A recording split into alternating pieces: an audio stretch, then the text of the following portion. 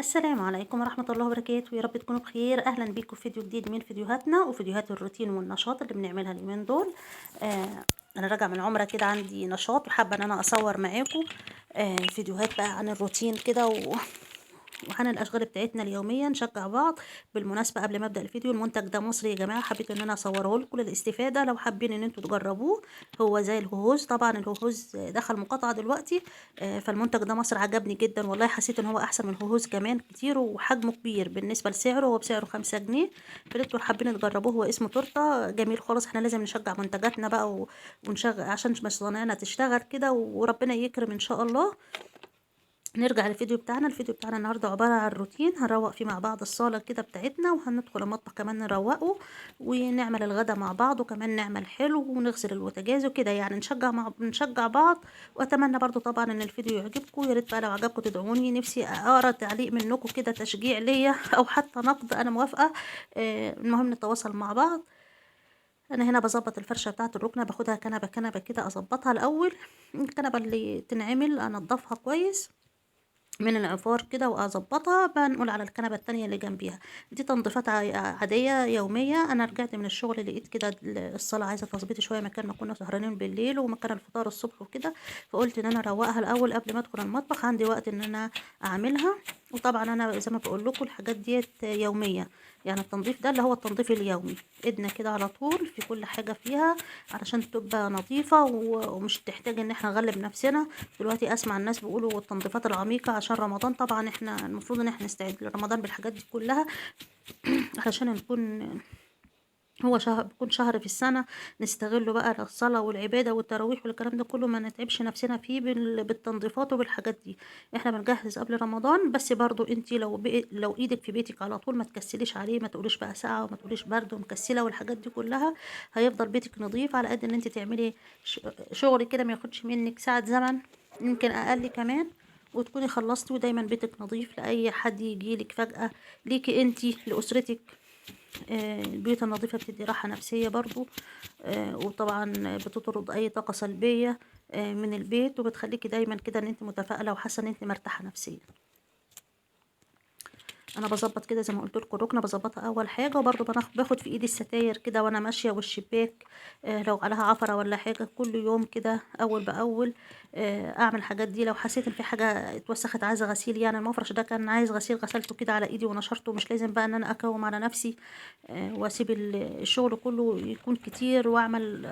يعني انا بالنسبه لي مش هقدر ان انا اكوم الشغل كده مره واحده واحس ان انا متضايقه ومخنوقه من كتر الشغل. لا، لما بتكون ايدك في ايدك اول باول في حاجتك كده، بتكون نظيفه وما بتاخدش معاكي وقت خالص. هنا بقى بشيل العفار عن النيش بقى وعن الترابيزه، باخد كل اي حاجه بتيجي في وشي كده باخدها معايا، حتى الشجره دي على فكره انا كنت عاملاها معاكم فيديو قبل كده، انا اللي عاملاها في الاشغال اليدويه. والله وحشتني برضو فيديوهات الاشغال اليدويه، عايزه ارجع اعمل معاكم كده اي افكار. وخصوصا ان احنا داخلين على رمضان بقى، كل سنه وانتم طيبين. بنضف برضو الاباريك والبراويز وكله زي ما انتم شايفين كده. انا نضفت الركن خلاص تمام، هشغل بقى المكنسه واعمل السجاد كده. طبعا انت لو مش عندك مكنسه مفيش مشكله خالص بالمقشه، والله انا معظم الاوقات بستخدم المقشه. آه، بس المقشه بقى يعني ايه بستخدمها لما بكون برضو ان انا هعمل تنظيفات شويه، لان المكنسه ممكن تبهدل، يعني تبهدل الفرش بتاعك. هنا الحفاظات بتاعتك، انا الحفاظات بتاعتي كنت غسلاها ففرشتها كده برضو. هدخل بقى على الطرقة برضو كده اعملها من المكنسة، وبعد كده هدخل على المطبخ. انا عندي الاوض جوه نظيفة زي الفل. فهو بس انا كنت محتاجة ان انا اعمل الصالة والمطبخ قبل ما ادخل على الغدا على طول. عندي الرخامة برضو مسحها أول بأول، بس في الحتة دي كده اللي مكان ما بستخدمها بتكون دايما عايزة برضو تنعمل أول بأول. على فكرة ده مش سيترس يا جماعة، عشان ما حدش يفتكر دوت. هي العلبة كانت فاضية وأنا استغلتها كده، حطيت فيها ديت مية بخل بشوية صابون سايل كده، بحطهم فيها وبمسح بقى الرخامة أول بأول، وبس بمسح بقى البوتاجاز برضو لو البوتاجاز إن هو محتاج إن هو مسح كده من غير غسيل يعني. وبستخدمها في حاجات كتير كمان، يعني مثلا لو الخلاط، مثلا حنفيات، مثلا الترابيزات بتاعة الركنة، بستخدمها في حاجات كتير. كمان هعمل هنا دورة خل للغسالة. وانا بعمل كده هلم بقى المواعين بتاعتي اللي انا كنت غسلها قبل كده وسايباها تتصفى، هلمهم الاول كده برضو قبل ما اغسل المواعين اللي في الحوض. عندي شوية مواعين، شوية اطقم بهارات كده وشوية حاجات صغيرة في الحوض، مش كتير يعني. حبة حاجات صغيرة خالص في الحوض. باحب إن أنا المواعين اللي تتصفى أشيلها الأول وبعد كده أحط عليها المواعين التانية. هنا بقى عندي البتاعة ديّة المصفى دي مصدية كده، مش تنفع للأكل يعني، فقُلت إن أنا هاعمل فيها باخور. قصدي هاعمل فيها فحم، أحطها على الشُعلة كده عشان الفحم بيبقى يقع من على الشُعلة وكده، فهاحط فيها الفحم، أولّع كده شوية باخور في المبخرة، أحطهم في الصالة كده وأسيبها، وهاروح برضه على المطبخ أكمّل الروتين اللي أنا باعمله في المطبخ. بانفّض كده الحافظات قبل ما أدخل بالمكنسة. أنا باعمل المطبخ بالمكنسة عادي برضه، بس طبعًا لو في حاجات كبيرة أو حاجات ما تنفعش إن المكنسة تاخدها يعني عشان مش تكتم معايا، أو الخرطوم بتاعها يتكتم باشيلها. يعني لمّا بيكون في حاجات بسيطة كده بس في المطبخ باعملها. زي ما هتشوفوا معايا كده هيقابلني هنا حاجة واقعة برضه كده في الأرض، فأنا هاشيلها مش هاخلّي المكنسة تشفطها يعني عشان مش تكتم الخرطوم بتاعها. الجردل اللي تحت الحوض ده أنا حاطاه تحت الحوض دايمًا باشيل فيه أكل الفراخ عشان ما حدش يقول لي إيه الجردل اللي تحت الحوض ده. يعني نعمة ربنا بنحافظ عليها الحمد لله. عندي البوتاجاز هنا، هادخل على البوتاجاز بقى جيت بقى إن أنا هنا أستخدم السائل اللي أنا عاملاه اللي هو الصابون بالخل، بامسح بقى يومي، فلقيت فيه كده حاجات لازقة مكان ما كنت باطبخ امبارح، فقُلت لأ بقى هاشيل كل حاجة واغسلها. الشعلة دي عندي يا جماعة، هو البوتاجاز بتاعي فريش، فيه دايمًا الشعلة ديّة فيها يعني هو بيبقى صعب تنضيفها، هي مش زي الشعلات التانية كده، بس مش لاقية لها حل خالص. يا ريت لو حد شافه ويقول لي أعمل فيها إيه. أنا نفسي أنضفها أشيل فيها الحاجات اللي فيها ديّة، بس مش عارفة. جربت فيها فرشة الأسنان وجبت له فرش اللي هي ال3 فرش مع بعض دول، وبرضه مش عايز ينضف. مش عارفة أعمل إيه فيه، مضايقني والله. الشعلة الكبيرة دي مضايقاني ومش عايزة إن أنا أغطيها وأركنها، لإن أنا ساعات باستخدمها. أوقات باحتاج الشعلة الكبيرة ديّة مش باستخدمها كتير، بس أوقات باستخدمها برضه يعني. غسلته كده بالسلك بصابون سايل عادي خالص، مش باستخدم ليه أي حاجة، لإن المنظفات القوية دي بتبوظ الاستانلس، فأنا باحب إن أنا أستخدم صابون كده وأغسله وأنشفه عادي. الركن اللي باشاور لكم عليه ده أنا اللي عاملاه.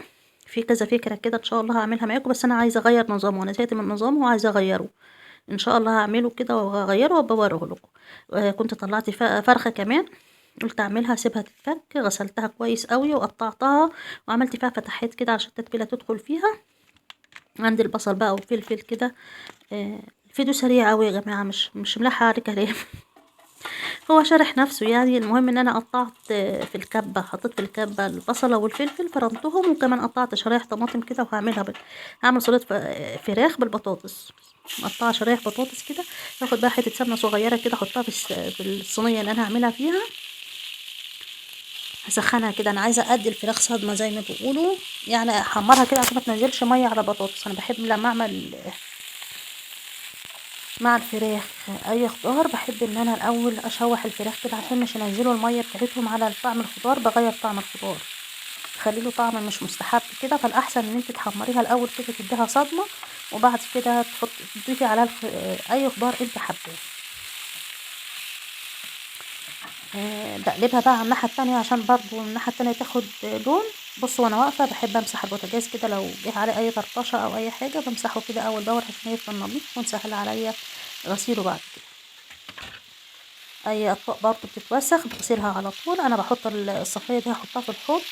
جت لي الفكره دي كده ان انا احطها في الحوض لما اجي استخدم اي حاجه في الحوض، الحاجات ما تدخلش في الحوض وتكتمه. فاهمين قصدي ايه؟ يعني لو في اي بواقي اكل او اي حاجه تبقى في المصفى، تنزل في المصفى تتلقاه كده احسن ما تنزل في الخرام بتاع الحوض وتكتم الحوض او تسد. هضيف بقى البصل هنا اللي انا فرماه، وهضيف كمان ديت معلقه ثوم، وهنزل بالبهارات بقى بتاعتي، بابريكا وبهارات فراخ وملح وفلفل اسود. البهارات حطي زي ما انت بتحبي بقى طعم الفراخ بتاعتك تكون ازاي حطي فيه، بس هي دي احلى بهارات بتخلي الاكل بتاعك حلو. بعدين بهارات الفراخ عليها بقى قرفه وجنزبيل وزعتر، وبتكون شامله كل حاجه. بعد كده هرص بقى البطاطس تحت الفراخ كده، واحط على الوش شرايح من الطماطم بنفس الشكل كده، وادخلها الفرن. يا ريت لو وصلت في الفيديو معايا لحد هنا تدعميني باللايك والسبسكرايب علشان يوصلك كل جديد، ويا ريت كمان تعليق كويس منكم. هنزل كمان بنص كوبايه ميه علشان طبعا الفراخ مش هتنزل ميه. انا خدت الصدمه بتاعتها فمش هتنزل ميه تاني. وكمان هرش شويه ملح وفلفل اسود كده على الطماطم من فوق، علشان طبعا احنا بناكلها مع الخضار، فعشان يكون لها طعم جميل كده. هعمل شويه ملوخيه كمان. هنا انا حطيت كده حته سمنه في حله، وضفت ليها معلقه من الثوم، وكمان شويه من الكزبره. شفتوا بقى انا بحمر الكزبره معاها زي ما كنت بطحناها معاكم المره اللي فاتت، قلت ان انا بعملها نيه علشان كده. وحبايه صغيره من الطماطم مقشره كده، وشويه فلفل من النار كنت مفرزاه معاكم برضو. وهضيف الشوربه وهظبط الحدق بتاعها، لو محتاجه ملح وفلفل بحط لها، بس بضيف شوربه طبيعيه. وبعد كده لما بتغلي بنزل بالملوخيه واقلبها كده، اسيبها تغلي غلوتين وخلاص على كده واطفيها. بعتذر بقى لو انا بتكلم يعني بسرعه، علشان بس الفيديو سريع مش عايزاه يطول عليكم، فانا مسرعاه. كمان هنعمل الحلو النهارده. انا طلعت كيس قطايف كده من الفريزر، والله القطايف دي من بتاعه رمضان السنه اللي فاتت. كل سنه وانتم طيبين، ربنا يعيد علينا رمضان يا رب، والايام الجايه كلها علينا بخير. هستخدم بقى كوبايه سكر. والله كنت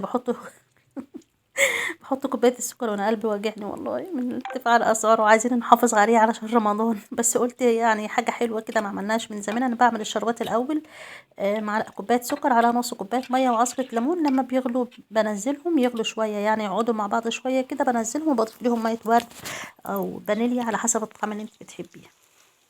هسيبهم كده يبردوا على جنب. ادوني ساعه بقى وهيبردوا بسرعه. هحمر بقى ايه القطايف جميله خالص. كنت شايلاها في الفريزر محشيه جاهزه. بسيبها بقى، بطلعها من الفريزر واسيبها لما تفك على التحمير على طول. وبعد كده بطلعها على منديل يمتص الزيت الزايد، وبعد كده بحطها في الشربات بتاعها. كانت جميله أوي والله بصراحه، كان طعمها حلو قوي. عندي طبق كمان هحافظ عليه كده لرمضان، احنا مش عارفين الظروف هتكون ايه. انا بعد ما عملت الطبق ده قلت انت مش كنت اسيبها لرمضان؟ والله افتكرت وانا بعملها. وبعدين قلت يلا بقى مش مشكله، برضو حاجه حلوه، احنا مش هنحرم نفسنا قوي يعني. يلا الله المستعان. الحمد لله.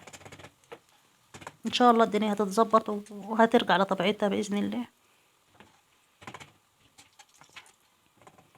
القطايف بقى يا جماعه عيبها برضو انها بتشرب زيت، يعني بتاخد زيت كتير، عشان كده مش عامله كميه كتير يعني.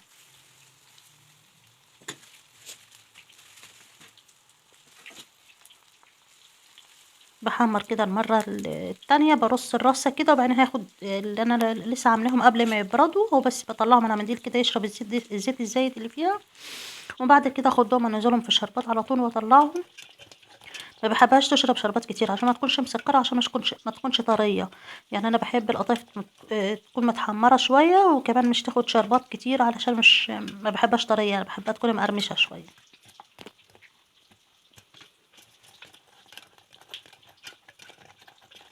يا ريتكم بقى تكونوا واصلين معايا في الفيديو لحد هنا. يا ريت اللي وصل في الفيديو لحد هنا يكتب لي تعليق يا جماعه، عرفني ان هو بيتفرج على القطايف. دول الحبه اللي فاضلين التانيين بقى، انا ايه هقلبهم كده على الناحيه التانية، وبرضو بنفس الشكل على ما يتحمروا هطلعهم على المنديل ورق لحد لما يمتص الزيت الزايد، وبعد كده هنزلهم في شربات على طول. الشربات طبعا بيكون بارد والقطايف سخنه. وده الشكل النهائي بتاعها.